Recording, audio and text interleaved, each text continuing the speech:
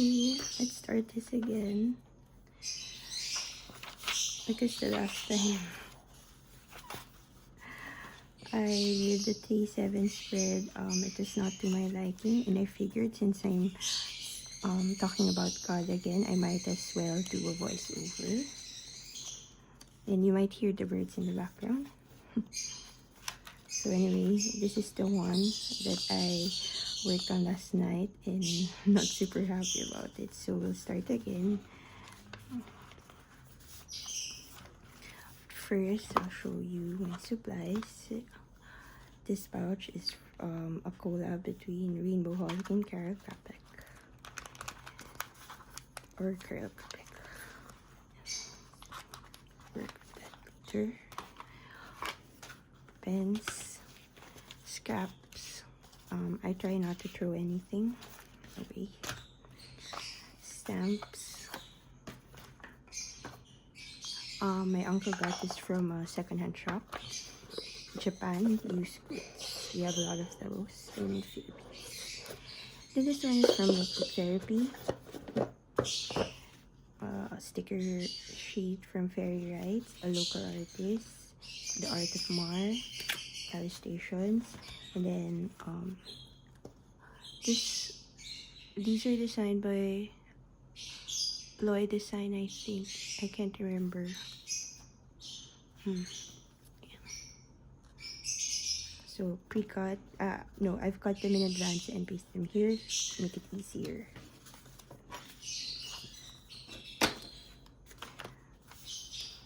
So I wanted to show the theme for day 7 is about lists, and I wanted to show the different ways we can list things in our journal. First, let's work on the deco.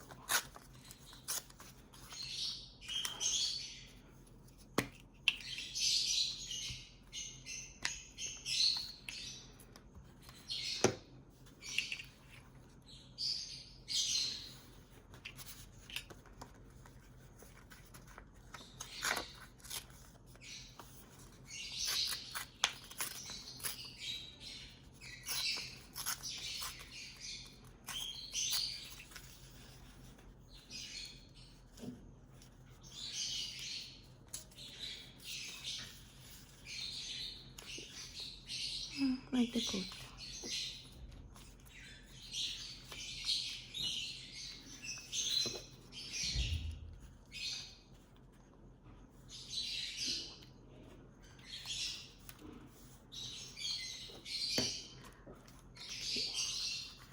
So first way to do this for me is to just use different pens.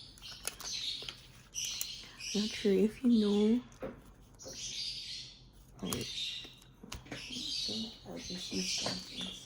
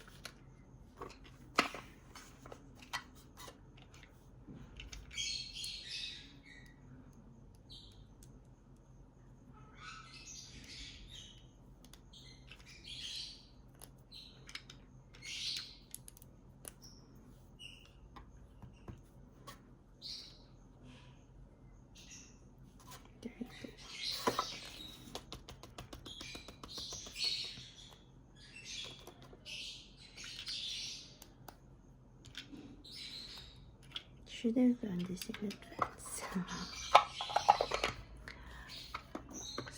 4 minutes in. 1 minute I think was taken up by showing the supplies. So if you're familiar with John 3:16, I want to introduce this verse as in this way to my relatives, my friends, anyone I get to talk to about God.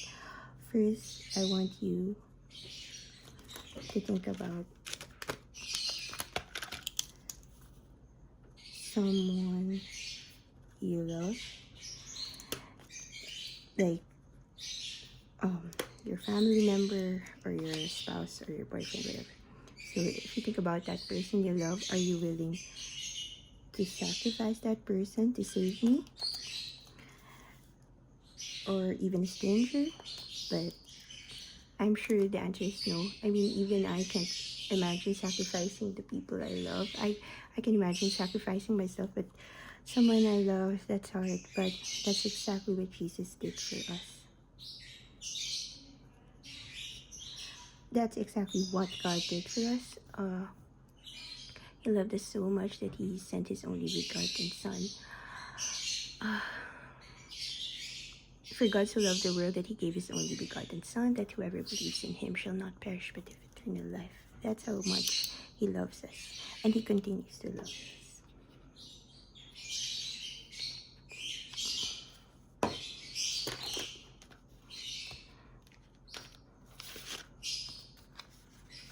So I hope if you've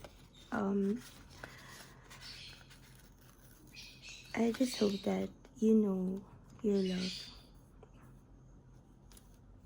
from the very start. Even before we were born, we were loved. So another favorite of mine is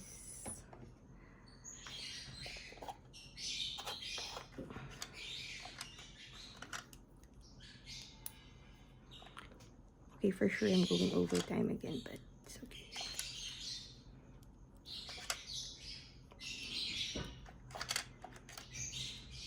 Some of you may recognize this.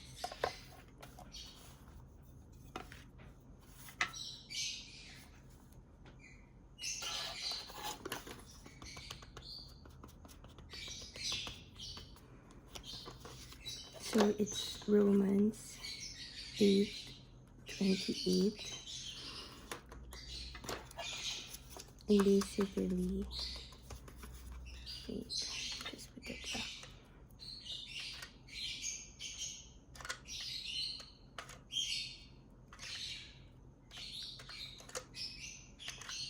This is one of my favorite verses because it says, for those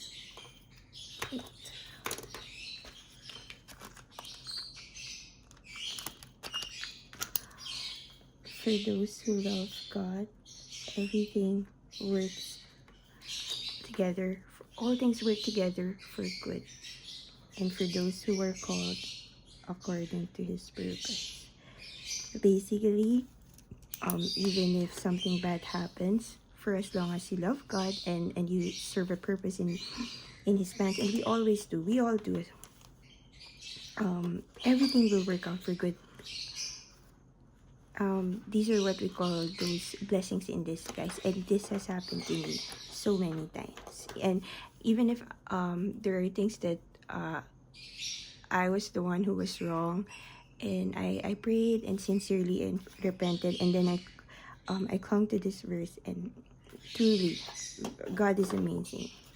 Everything always works out together for good. And I think it's time for some let go. I forgot.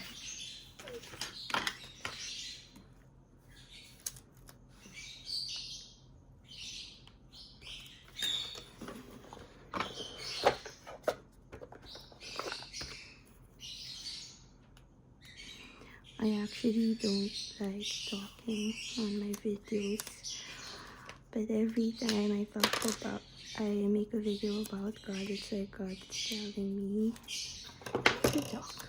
So here I am doing the one thing I don't like to do, because I'm very much an introvert.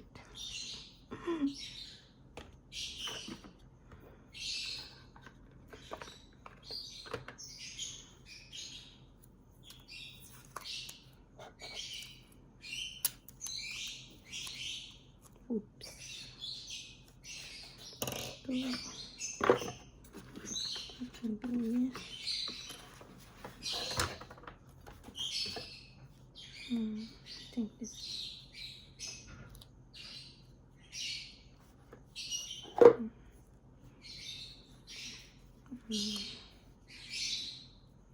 it goes.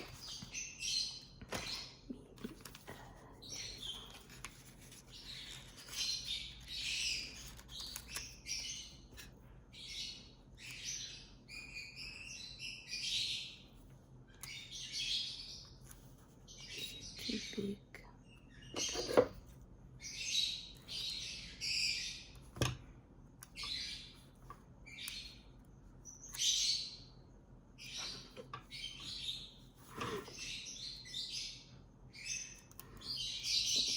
And since I don't like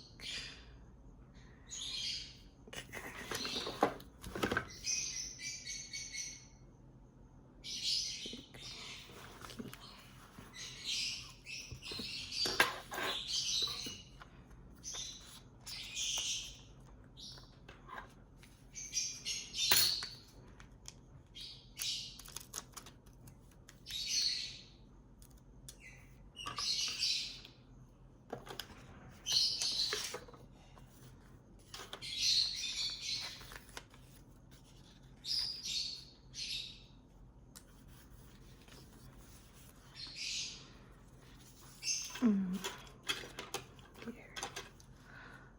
What's next? Okay, so another verse that I like, which I will just handwrite because to this.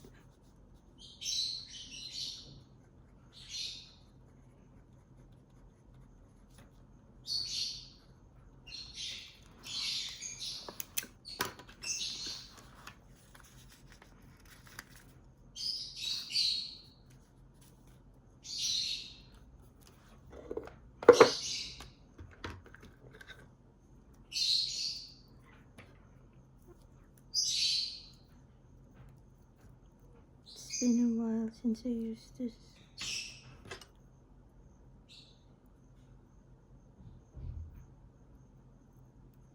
Oh my.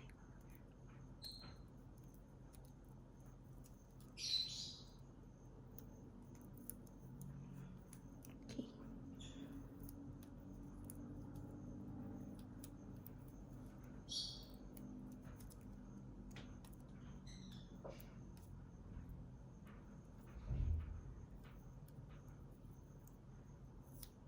Okay, it's been a while.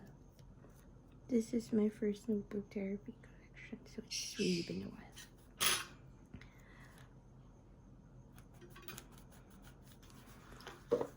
So the one thing we should know about the Bible is that God never lies. Maybe one time I'll talk about why we should believe in the Bible. It's just maybe an intro that let's say if you guys know Plato, he lived way before Jesus' time, and obviously that was the time when we had there was no DNA evidence to prove that he's real, or fingerprint analysis, or photos even. So how do we know? You know what, I'll just give up. And choose something from this again. So maybe I'll choose this one again. So those are bad ideas. They were once an obsession of mine. Anyway, so the reason why we believe Plato is real is because based on the historical documents that secular experts have verified and authenticated as accurate and reliable.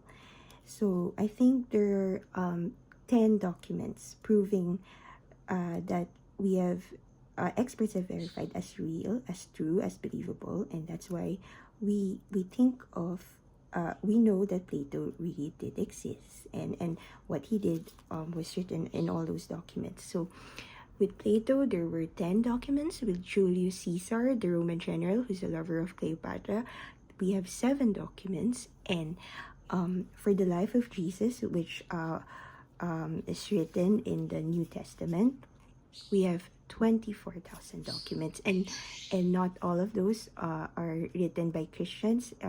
There were also those who were not Christians. So just imagine, you often hear people asking if God is real, but you don't hear people ask if Jesus is real, and he is. And so anyway, that's it. So for Philippians 4:67, and remember that whatever we read in the Bible is true, because this is His word. It says that we do not need to worry or be anxious for anything, because God did never promise a life without problems, but He promised us a life without worries if we surrender everything to Him. So with Philippians 4:67, do not be anxious about anything, but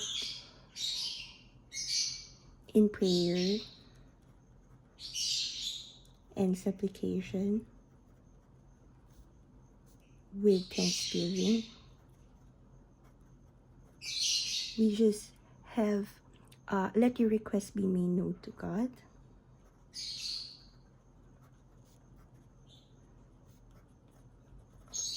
And the peace of God, which surpasses all understanding, will guard your minds and hearts in Christ Jesus. And again, this is true. This has been proven true in my life many times over.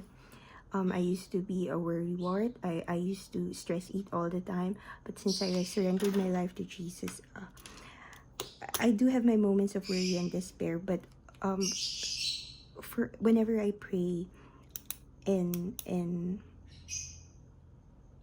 really, it's an indescribable peace. And the worries never last. And he is always faithful to his promises. So I think we just have one more, no, maybe two.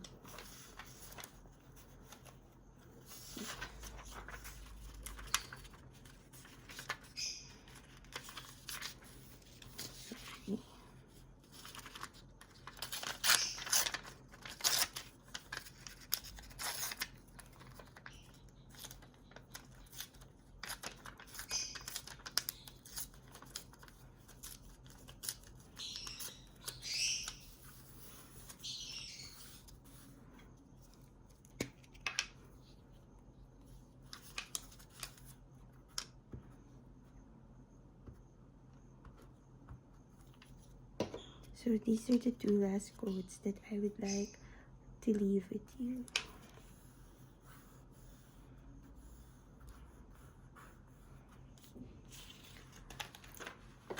So first one is from Matthew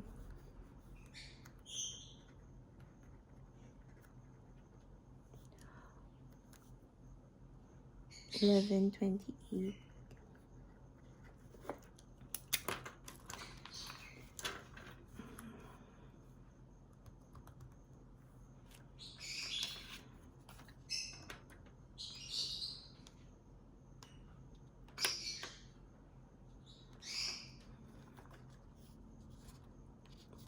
It says, "Come to me, all who are weary, all who labor and are heavily laden, and I will give you rest."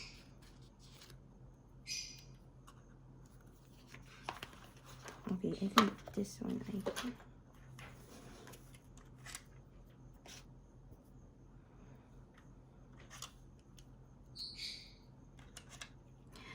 So basically, with this verse, if you notice, he didn't say those who can come to him. Only those who believe in him can come to him. He did not say that, because he loves all of us, whether we believe in him or not. and he saved us. He loved us even when we were still sinners. We could, oops, oh my gosh.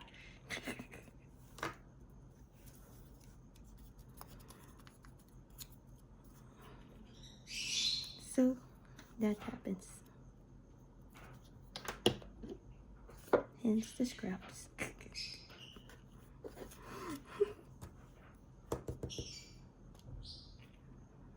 Okay.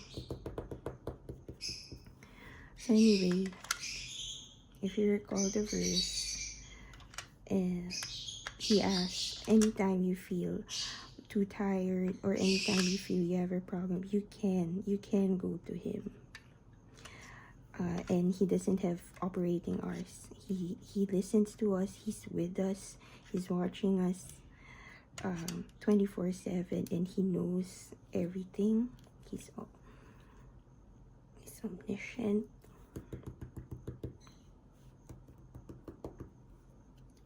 But of course, because we were gifted with free will, he cannot force his help on us. But I pray, if you've never tried to really talk to him, I pray that when you feel like no one can help you, he can. Of course, he's our creator and he loves us. He's all loving, ever present, almighty, and he's perfect.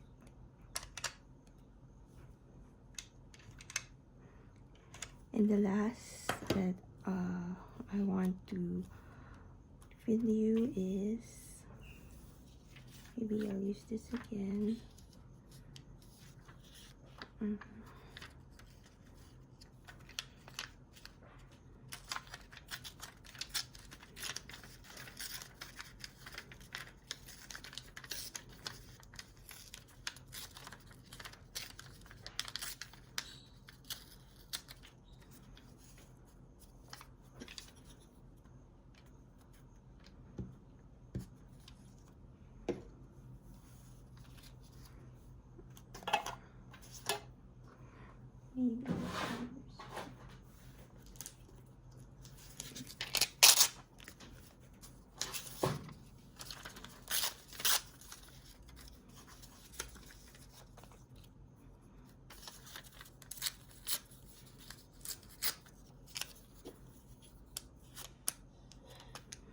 Normally I'd plan things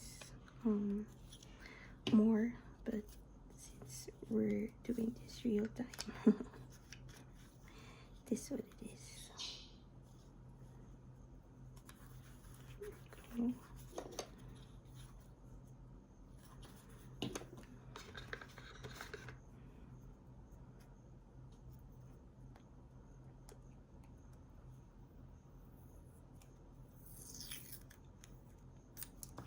I feel this really, I mean, what's, this should work. I'm just impatient.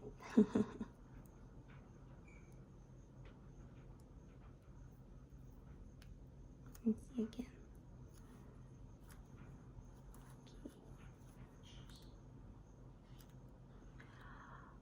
So,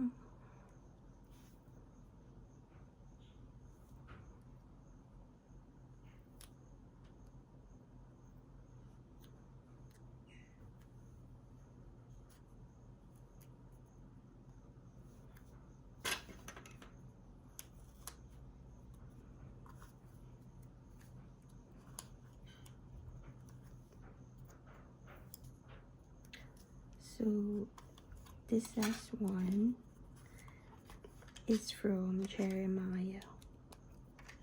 So usually the most famous verse in Jeremiah is 29:11, which is, wait, let me read it to be accurate, from the NIV version. And it says 29:11, for I know the plans I have for you, declares the Lord, plans to prosper you and not to harm you, plans to give you hope and a future.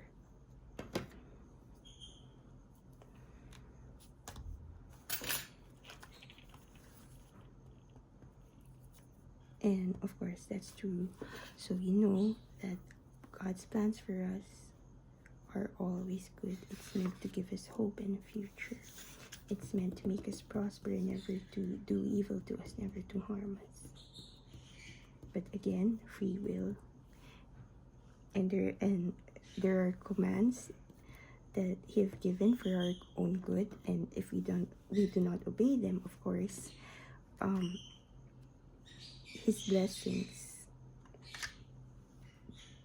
Sorry, I wonder if you heard that. If we don't obey them, it's usually there are consequences, not from Him, but because of our own actions. So anyway, the one I wanted to share with you though is the one after it, which is for me very important, especially if we're trying to begin to have a relationship with Him. And it says, wait, sorry, I have my iPad, I'll show you later.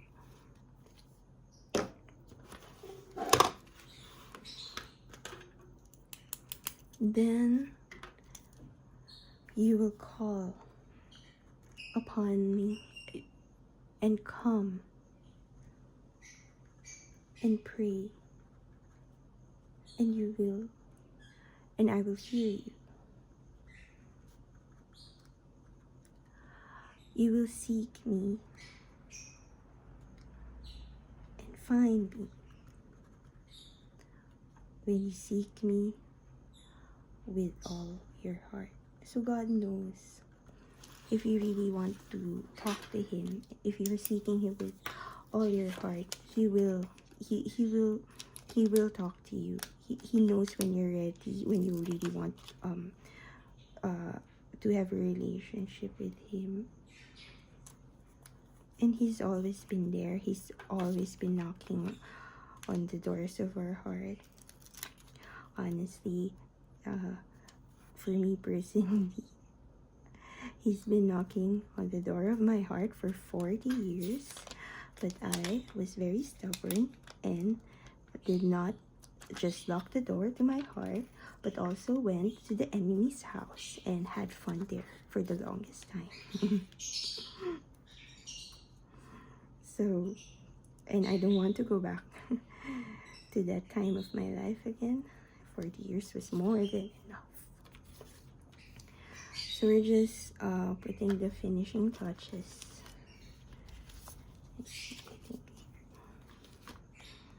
But anyway, this is for the day 7 15-minute challenge, but now it's 28, so I went double the time given. So I am so bad.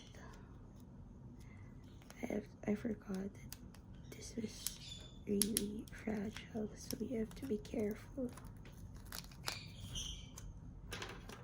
Okay, that's it. Sorry, because English is really not my first language. I write in English, but I mean, my work has to do with writing in English, but I am not used to speaking it in public or in videos, so I mean,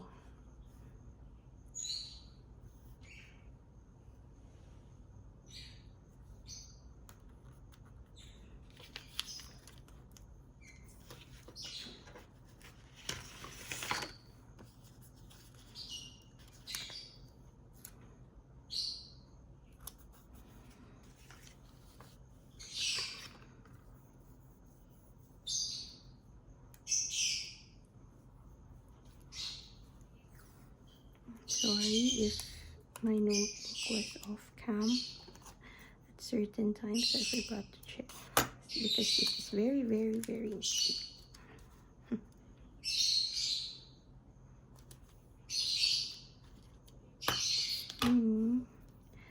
That's it. I pray to God that whoever needs to watch this will get to watch it, and I am praying for all of you to watch it. for you to begin your journey, because honestly, my life has changed so much since I surrendered everything to him. Well, that's it. Let me show you the background. So that's all. There. And then I think you've seen this. So that's it. Thank you for being with me.